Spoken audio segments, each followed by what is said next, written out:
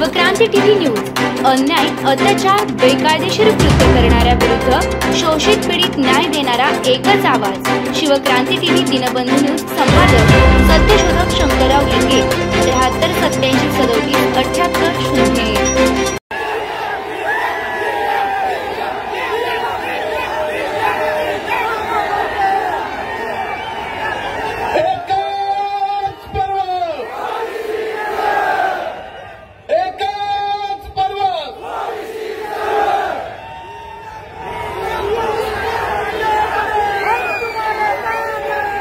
छत्रपती शिवाजी महाराज, राजश्री शाहू महाराज, महात्मा ज्योतिराव फुले,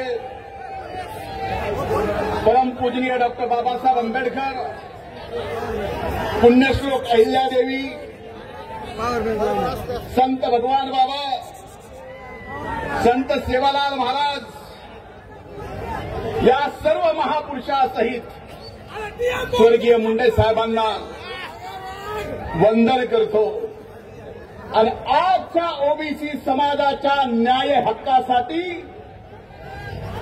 आज या महाएल्गार सभेला आपल्या सर्वांचे नेते आदरणीय छगन भुजबळ साहेब बीडमध्ये आले।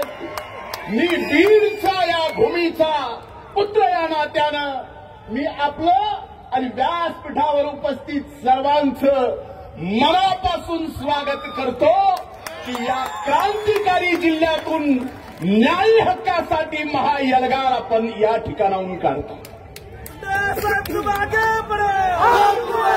व्यासपीठावर उपस्थित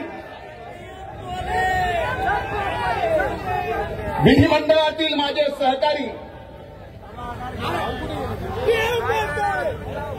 सन्माननीय गोपीचंदरावजी पडळकर, विधिमंडळातील माझे सहकारी मनोजजी कांदे,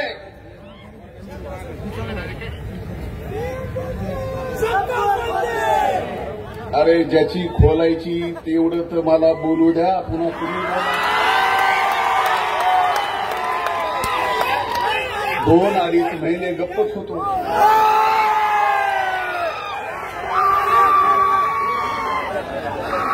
सन्माननीय हाके साहेब, व्यासपीठावर उपस्थित सर्वांची नावं मला घेता येतील।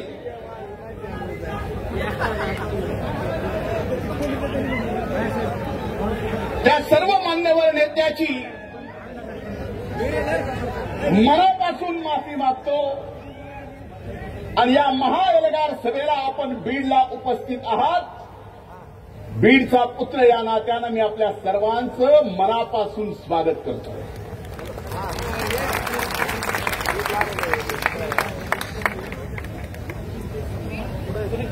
आज मी या व्यासपीठावर उभा आहे। आज या एल्गार महासभेला संबोधित करतोय। ते कुणाला विरोध करायचा म्हणून नाही, कुठल्या समाजाचा विरोध करायचा आहे म्हणून नाही, कुठल्या समाजाचं न्यायी शब्द तुम्ही पण लक्षात ठेवा, न्यायी आरक्षणाच्या विरोधात नाही। आज मी इथं उभा आहे माझ्या ओबीसीच्या आरक्षणाच्या संरक्षणासाठी।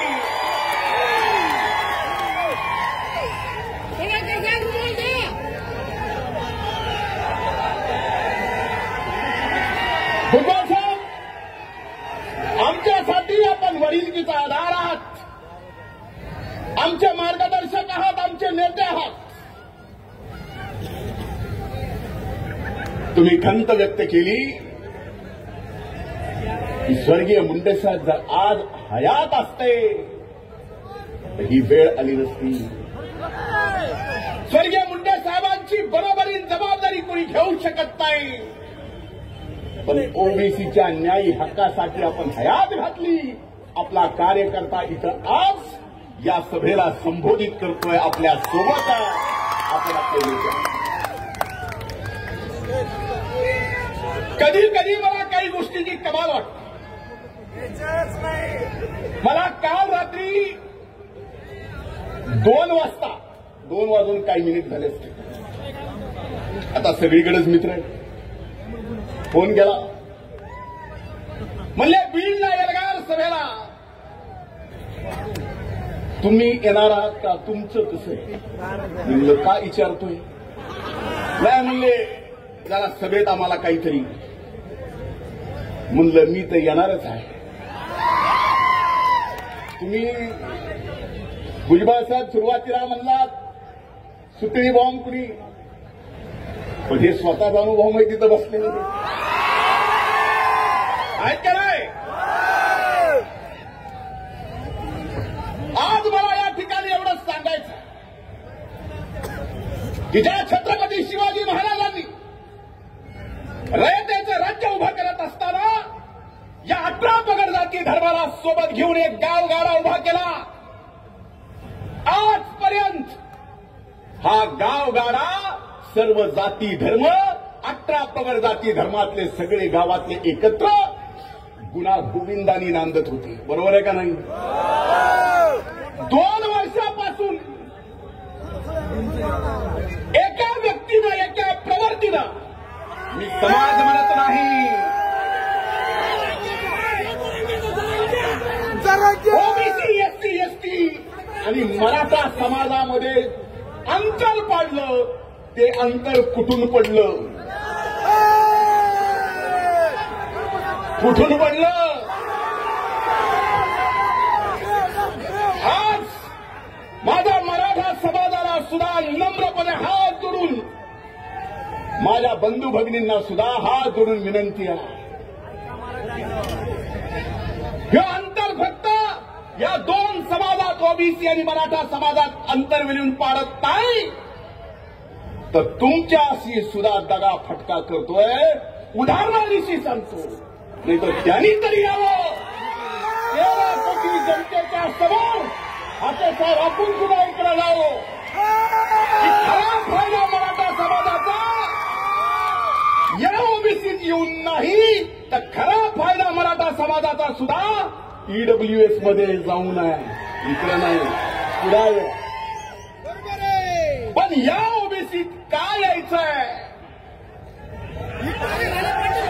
मूठभर धनदांडग्या लोकांना सरपंचापासून ते राज्याच्या नेतृत्वापर्यंत पोचायचं, म्हणून हे घुसायचं म्हणताय.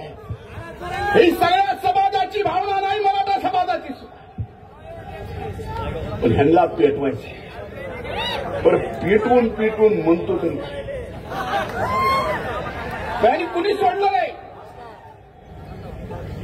अरे कधी कधी माणूस असण्याची, कधी कधी जिवंत असण्याची, आणि हे सगळं ऐकून कसं सहन करावं याची सुद्धा मनाला भीती वाटते. माननीय मुख्यमंत्र्याची आयमाय काय? भुजबळ साहेबांचं माझं तर काहीच सोडलं नाही. हा काय साहेब?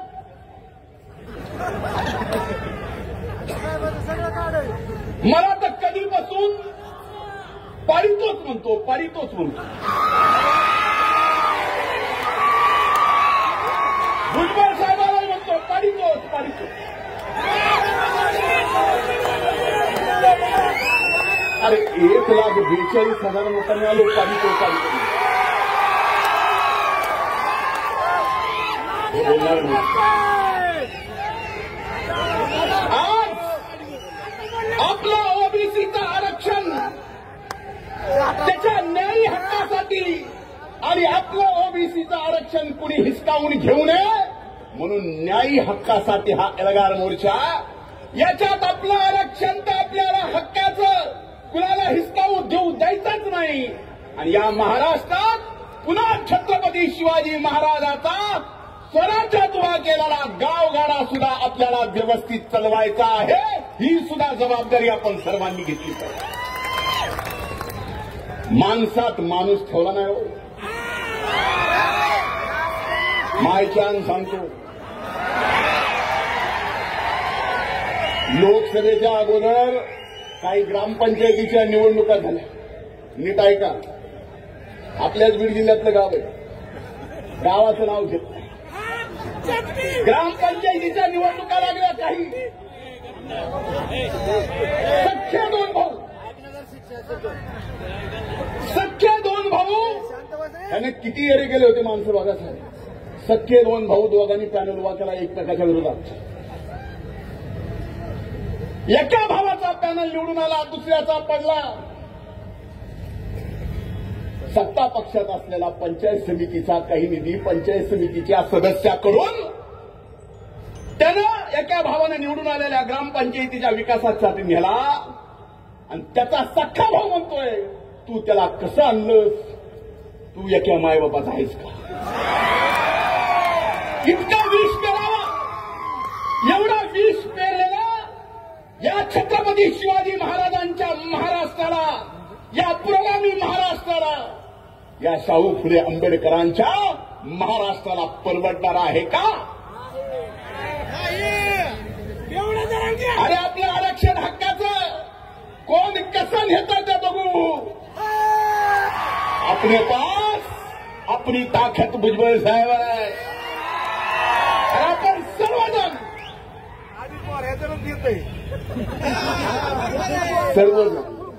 ताकदीनं नाही तर एवढे आलात. ही अभूतपूर्व ऐतिहासिक सभा आहे आणि ती सभा सुद्धा छत्रपती संभाजी क्रीडा संकुलामध्ये होते. हे हक्काच्या न्यायाच्या ओबीसीच्या आरक्षणाच्या संरक्षणाची लढाई सुरुवात ही छत्रपती संभाजीनगरच्या संभाजी क्रीडा संकुलाच्या इथून होत्या. म्हणून मला आपल्याला काही गोष्टी या ठिकाणी स्पष्टपणे सांगायच्या, माध्यमांना दाखवायच्या. मी एका सभेत बोललो की एमपीएससीचा निकाल मागचा काय लागला, त्यात ओबीसी ची टक्केवर 480ला कट ऑफ झाला आणि ईडब्ल्यूएसला 455ला कट ऑफ झाला. ज्यांनी कुणबी म्हणून प्रमाणपत्र अत्यात घेतलं, फॉर्म भरला, एमपीएससी मध्ये 480 मार्क पडले, 50 झाला. पण त्याच गड्यानं जर ईडब्ल्यूएसचं सर्टिफिकेट घेतलं असतं तर ईडब्ल्यूडीच्या मेरिट लिस्टमध्ये पहिल्या 25 मध्ये लागला असता. पुराव्यानिशी सांगतो, पुराव्यानिशी. आणि ह्याचं खरं बरं एकदा तुम्ही असे माथे कुणाचे भडकू नका. या छत्रपती शिवाजी महाराजांच्या महाराष्ट्रात तुम्ही असे कुणाचे माथे भडकू नका. खरं काय खोटं काय, कायदा काय सांगतो आणि मराठा समाजाच्या आमच्या गरीब बंधू भगिनींना खऱ्या अर्थानं फायदा कशाचा होतोय हेच आम्ही बोलतोय, हेच सर्वजण बोलतायत, पण ओबीसीत येऊन नाही. आता आम्ही काही बोललो की तो बोलणारच. रोज सकाळी 9 वाजता आत्ता एक निकाल माझ्या हाती आलाय.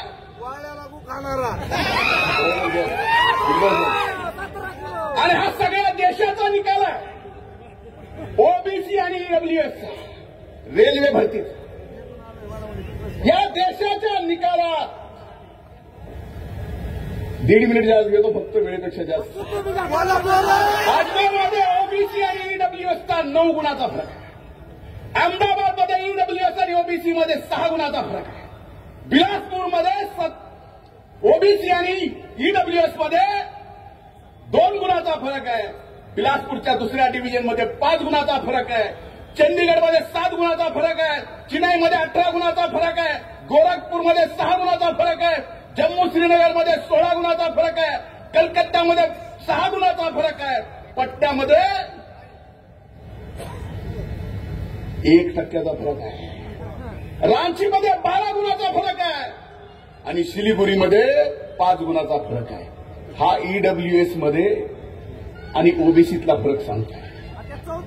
मग मला सांगा, खरंच जर मराठा समाजातल्या गरीबातल्या गरीब शिक्षणासाठी आणि नोकरीसाठी फायदा करायचा असेल तर ईडब्ल्यूएस शिवाय दुसरा पर्याय नाही, हे समाजानं सुद्धा लक्षात घ्यावं. कशाला त्या बिनडोकाच्या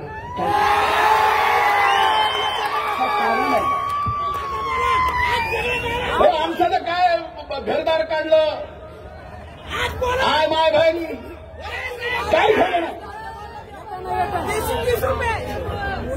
इंग्रजापर्यंत माझा म्हणला माझा डोळा काढला. माझा डोळा शाबूत आहे पण ऑपरेशन झाल्यामुळे जास्त फडफडतो.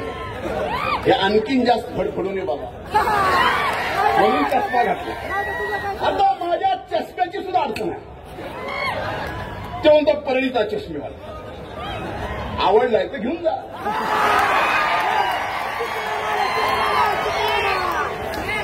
पण ओपून दिसेल का नाही मला माहिती.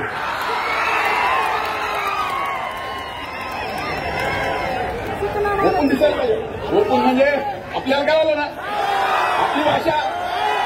पण त्यांना जगत्याला वाटत असेल की आपणच लय वाचाळ आहेत समजायचं कारण नाही.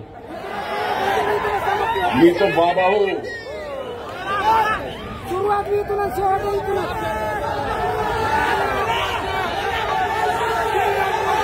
म्हणून आज ही नगर सभेची लढाई, ही लढाई कुणाला विरोध करायचा नाही. आजही मराठा समाजाने ईडब्ल्यूएसचं घ्यावं. 10% वेगळं आरक्षण जे त्यांना दिलं ते घ्यावं. आम्ही सोबत आहेत. आम्ही खांद्याला खांदा लावून लढा दिला. मी 25 वर्ष मराठा आरक्षणासाठी लढलोय. सर्व जातीच्या आरक्षणासाठी लढलोय आणि त्याचं रेकॉर्ड आहे. कारण ही शिकवण. पण आमच्या ताटातलं कोण घेत असेल तर आम्ही सुद्धा नुसतं बघत बसणार नाही हे आज निश्चित सांगतो. आणि कृपा करून मी जसं सांगितलं रात्री 2 वाजता फोन आला मला तसं आपल्याला सुद्धा सांगतो. कुणाला घबरायचं. कुणी अंगावर आलं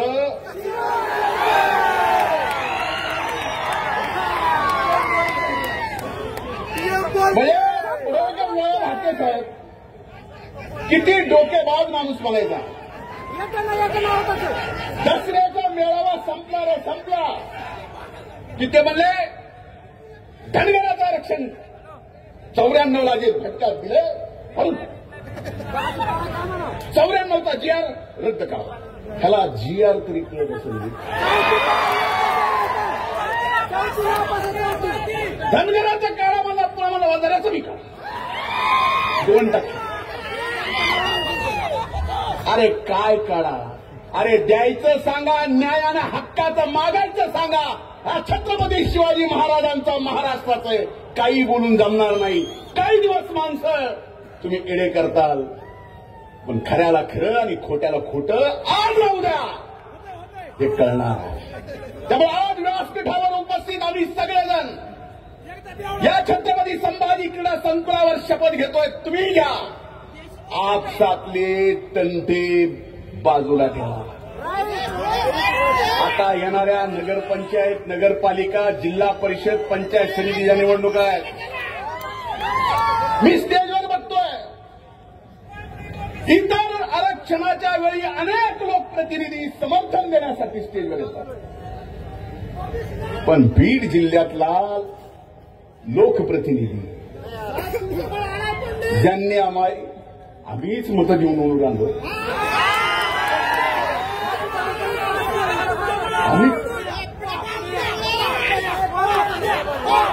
का त्यांना ओबीसीचा आज हीच वाटत. म्हणून एक लक्षात घ्या. उद्या पंचायत समिती, जिल्हा परिषदेच्या निवडणुकीला आपसातच हबूक थुकीत बसताल. तसं करू नका. म्हणून लांडे सर म्हणले तुम्हीच बोलला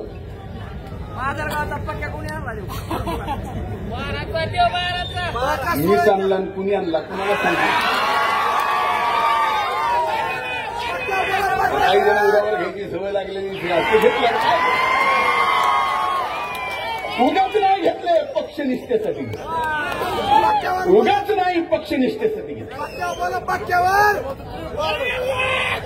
पण एकच सांगतो आजच्या या सभेतून आपल्या आपल्या गावाला जाताना, आपल्या गावात जाताना आपल्याला तो गावगाडा सुद्धा सांभाळायचा. आपल्याला कुणाचा समाजाचा द्वेष नाही करायचा. आपला द्वेष, आपला राग, आपला संताप एक व्यक्ती आणि एक प्रवर्तीला आहे. बाकी कुणाला नाही. आणि येणाऱ्या जिल्हा परिषद पंचायत समिती दाखवून देऊ. बरोबर आहे का नाही? आणि माझी विनंती आहे साहेब, आपण मंत्रिमंडळात आहात. पडळकर साहेब, मी, पंकज भाऊ, मनोज भैया, आम्ही विधिमंडळात आहोत. पण मंत्रिमंडळात एक गोष्ट निश्चित केली पाहिजे की आपण जी मागणी केली आहे, सुरुवात मिळून झाल्या उभ्या महाराष्ट्रात. आता या केंद्र सरकारनं तर जातनिहाय गणना करायचा निर्णय घेतलाय. पण करत असताना महाराष्ट्रानं कशा अगोदर राज्याला सुद्धा करता येत नाही, तो अगोदर महाराष्ट्रानं सुद्धा लवकरात लवकर एकदा हिशोबच करून टाकावा. हे एवढा, ते तेवढा, ते तेवढा, ते तेवढा. पुन्हा भांडण नको आणि भांडणं लावणारा तर मुळीच नको. म्हणून माझी आपल्याला हात जोडून कळकळीची विनंती आहे. अनेक जण मराठा आरक्षणाच्यासाठी स्वतःचे जीव दिला, त्याला शासनाने मदत केली, नोकरी दिली. या ओबीसीच्या आरक्षणाचं संरक्षण व्हावं म्हणून अनेक जणांनी या ठिकाणी स्वतःच्या जीवाचं बलिदान दिलं. त्या बलिदानाला मोल नाही. पण भुजबळ साहेब, आपण आमचे नेते आहात. आपल्याला सरकारला सांगावं लागेल की ओबीसीच्या आरक्षणासाठी ज्यांनी आपल्या जीवाचं बलिदान दिलं, आत्महत्या केली, त्यांना सुद्धा 25 लाख रुपयाची मदत आणि नोकरी शासनानं दिली. म्हणून आज आपण सर्वजण एक झालात. आपल्या येलगार मागच्या पोस्टरवर एक फोटो आहे. कसला आहे? कसा आहे? काय? ही नुसती मूठ नाही, ही वज्र मूठ आहे. सगळ्यांनी वर करा.